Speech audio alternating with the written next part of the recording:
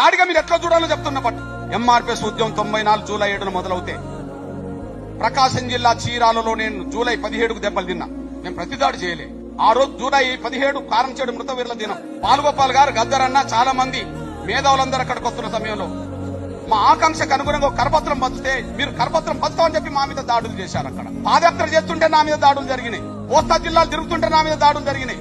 కత్తులు పట్టుకొని తిరిగిండ్రు, రాడ్లు పట్టుకొని తిరిగిండ్రు, దాడులు జరిగిండ్రు. అంబేద్కర్ విగ్రహానికి దండెత్తుంటే నీకు దండేసి హక్కు లేదని చెప్పి కొల్లాపూర్లో నా మీద దాడి జరిగింది. తలలు బలిగినాయి, కాలు రెక్కలు ఇరిగినాయి. తూర్పుగోదావరి జిల్లాలో మాలమానవ కార్యకర్తల చేతుల మీనా సాహెబ్ అనే తమ్ముడు దారుణంగా చంపబడ్డాడు. నువ్వు మీటింగ్కి వెళ్తావురా అని చెప్పి. పశ్చిమ గోదావరి జిల్లాలో సిర్ర నాగేశ్వర అనే ఒక పెద్ద ఆయనను దారుణంగా చంపిండు తిరుగుడు మెట్ట పెద్దవేం గ్రామం దగ్గర. ఎక్కడన్నా ప్రతి దాడులు జరగను చూశారా?